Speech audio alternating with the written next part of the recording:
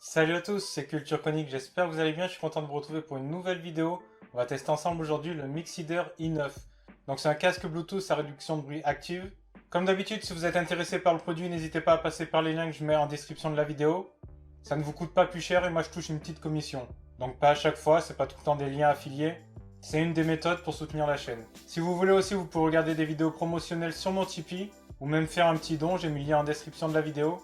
Et sinon, la méthode classique pour soutenir la chaîne, c'est de vous abonner gratuitement, d'activer la cloche et de laisser un petit pouce bleu sur la vidéo. Allez, c'est parti pour le test.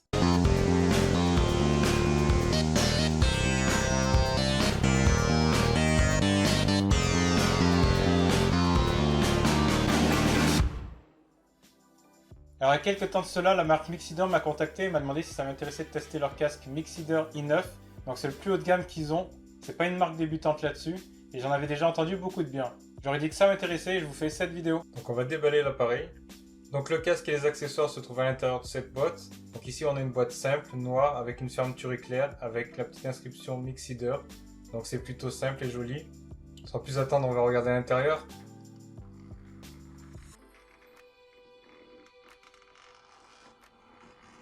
Et donc à l'intérieur, on a le casque.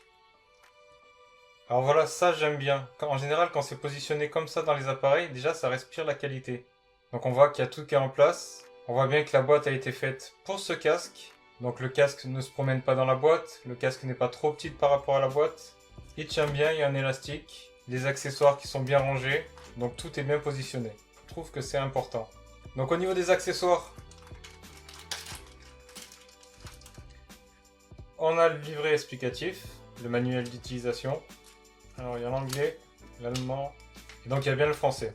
Donc au niveau accessoires, on a un adaptateur pour avion, donc c'est plutôt cool. On a bien sûr le câble USB, micro USB pour recharger le casque. On a un câble audio 3,5 mm. Donc si on veut se passer le Bluetooth et qu'on veut connecter le casque avec un câble, il est fourni à l'intérieur. Et donc le petit mot de remerciement, thank you. Alors je vais sortir le casque. Alors je trouve que les finitions elles sont plutôt bonnes. Le casque sent la qualité. Donc on a des petites mousses ici. Donc c'est pas dur. Ça devrait pas trop faire mal à la tête.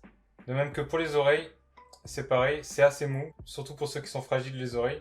Mais même pour tout le monde en général, quand on porte le casque assez longtemps, ça peut faire assez rapidement mal aux oreilles. Donc là la première impression elle est plutôt très bonne. Donc au niveau des coutures, pas de soucis particuliers. Donc c'est bien mobile. Au niveau du casque et au niveau des coussinets. Alors on a quelques boutons. Alors de ce côté-là, on a un bouton plus, c'est pour augmenter le volume ou mettre la piste suivante. On a un bouton moins, donc c'est pour baisser le volume justement et pour mettre la piste précédente. On a le port micro USB pour charger le casque. On a la LED de notification quand le casque il est en charge. On a un microphone et on a le bouton d'alimentation on-off. De l'autre côté, on a le commutateur de réduction de bruit avec une LED pour marquer qu'il est activé. Et on a aussi un port 3,5 mm pour connecter le casque par câble. Donc avec le câble qui est fourni à l'intérieur. Donc on peut bien sûr adapter le casque pour chaque tête. Donc si on a plus ou moins une grande tête, donc pas de souci, c'est du classique. Donc d'aspect général, il fait pas du tout son prix, on a l'impression d'avoir un casque de la gamme supérieure. Après, il faudra voir dans le temps s'il s'abîme vite. Mais le premier ressenti est très très bon.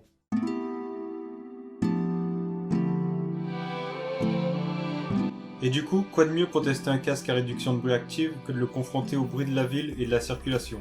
C'est ce que j'ai fait et je me suis donc promené dans les rues de Lyon. Ce qui était bien, c'est qu'il faisait assez bon ces derniers temps. Je rappelle que ce casque est trouvable entre 60 et 70 € en France et encore moins cher depuis la Chine. Donc le but n'est pas de le comparer à des casques haut de gamme à 300 €, mais surtout de voir si à un niveau de prix bien inférieur, on peut avoir un casque à réduction de bruit active de bonne qualité.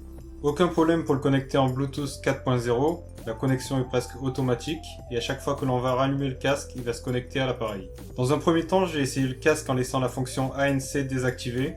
Pas de souci, les boutons fonctionnent bien. Le bouton de marche permet par exemple de mettre pause ou lecture. Le Mixider i9 est un casque circumaural qui possède donc des coussinets qui enveloppent les oreilles et isolent bien les bruits ambiants. Au niveau du son, il n'y a rien d'exceptionnel.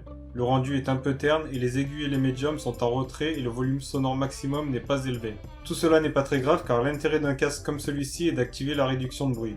Bien sûr, le casque est moins endurant une fois la fonction activée. Mixider annonce 30 heures d'autonomie pour le casque et 24 heures avec l'ANC en marche. Je n'ai pas compté jusque là mais je n'ai pas eu de problème jusqu'à environ 15 heures de fonctionnement. Au niveau de l'indicateur de batterie du Bluetooth sur le smartphone, ça a l'air d'être dans ces eaux-là, à 2-3 heures près. C'est donc très bien et il faudra environ 2h30 pour le charger à 100%. Par contre, une fois la réduction de bruit activée, on a affaire à un tout autre casque. Déjà un point intéressant, l'ANC s'active indépendamment du casque, ce qui fait que l'on peut très bien s'en servir à son travail ou chez soi pour atténuer les bruits environnants, sans musique et sans l'avoir allumé et connecté à un appareil. Par contre, il faudra penser à désactiver la fonction. Les bruits parasites de la ville, des voitures et le souffle que l'on peut avoir à l'intérieur du casque sont bien réduits. On note une bonne différence par rapport au même casque avec la fonction éteinte. Néanmoins, les voix et les aigus d'une manière générale restent audibles et présentes. Cependant, même les casques haut de gamme, bien que plus doués niveau réduction de bruit que ce Mixeeder i9, restent perfectibles avec les aigus. Ça reste quand même suffisant si on ne cherche pas la perfection. Le son est surprenant et très différent avec l'ANC activé. Le volume sonore maximum est un peu plus élevé mais reste quand même pas excessivement fort. Il est par contre très bon, clair et équilibré. Et surtout les aigus et les médiums sont bien plus présents. En contrepartie, les basses se font un peu moins présentes. C'est à se demander d'ailleurs s'ils n'ont pas fait exprès de moins bien régler le casque sans l'ANC pour qu'on en ait un petit effet waouh. Au fil de ma balade, j'ai noté que le casque savait se faire discret, c'est-à-dire qu'il était suffisamment confortable pour le porter longtemps sans faire mal au crâne ou aux oreilles. Vu que le casque est équipé d'un micro, il est possible de passer des appels. Je n'ai pas trouvé de soucis particuliers de ce côté-là. J'ai aussi testé le casque en intérieur et dans plusieurs situations différentes. No problème. Je n'ai pas noté de problème de latence non plus. En conclusion, je dirais de ce casque qu'il dispose d'un très bon rapport qualité-prix et pourrait intéresser ceux qui voudraient tester les casques à réduction de bruit active sans forcément chercher le top et à moindre coût tout en ayant un son de bonne qualité. Au niveau défaut, j'ai noté que le volume maximum n'est pas extrêmement élevé, ça ne m'a pas dérangé, mes oreilles me remercient. Mais ceux qui aiment bien écouter de la musique, le son à fond, vont être un peu déçus de ce côté-là. Moi perso, mes oreilles ont apprécié. De même, certaines personnes trouveront peut-être qu'il y a un léger manque de basse malgré le son de qualité. Ça dépendra des goûts de chacun. Alors voilà, j'espère que cette vidéo vous aura plu, cette petite promenade dans les rues de Lyon. Je trouvais sympathique pour le test de ce Mixeeder i9 d'aller se promener dans les rues de Lyon. J'espère que ça aura fait une vidéo que vous aurez pris plaisir à voir.